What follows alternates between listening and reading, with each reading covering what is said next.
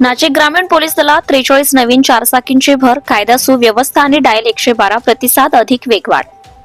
नाशिक ग्रामीण पोलीस दल अधिक बळकट, कायदा सुव्यवस्था, रात्र गस्त, नाकाबंदी आणि आपत्कालीन सेवांना नवी गती देण्यासाठी ग्रामीण पोलीस दलात तब्बल 43 नवीन चारचाकी वाहनांची भर करण्यात आली आहे. अडगाव पोलीस मुख्यालयातील परेड मैदानावर या वाहनांच्या हस्तांतरण सोहळ्याचा भव्य कार्यक्रम पार पडला. जिल्हाधिकारी आयुष प्रसाद, विशेष पोलीस महानिरीक्षक दत्तात्रय कराळे आणि नाशिक ग्रामीण पोलीस अधीक्षक बाळासाहेब पाटील यांच्या हस्ते नारळ फोडून पूजन करून सर्व नव्या वाहनांना हिरवा झेंडा देत कार्यार्पण करण्यात आले.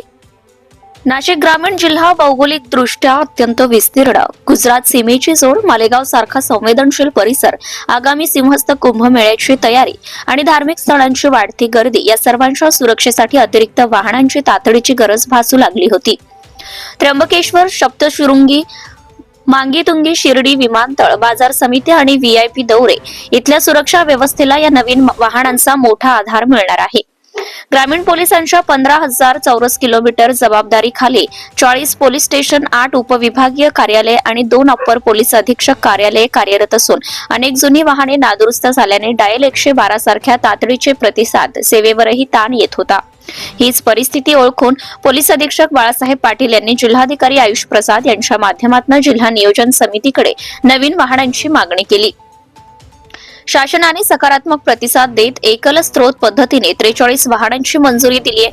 35 महिंद्रा बोलेरो नियो, 5 स्कॉर्पिओ एन, 2 इनोव्हा क्रिस्टा आणि 1 XUV 700 अशी अत्याधुनिक वाहने ग्रामीण पोलीस दलात दाखल झाली आहेत. जिल्ह्यातील मंजूर असलेल्या उर्वरित 40 वाहनांसाठीही लवकरच निधी उपलब्ध करून दिला जाईल असं आश्वासन जिल्हाधिकारी यांनी दिले. नवीन वाहनांच्या उपलब्धतेमुळे ग्रामीण पोलीस दलाला कायदा सुव्यवस्था राखणं, रात्रगस्त, बंदोबस्त, व्हीआयपी व्हिजिट्स, नाकाबंदी आणि डायल 112 तक्रारींवर तातडीने प्रतिसाद देणं पूर्वीपेक्षा अधिक वेगवान आणि परिणामकारक होणार आहे. नाशिक ग्रामीण पोलीस दल आता आणखी सज्ज जनतेच्या सुरक्षेसाठी.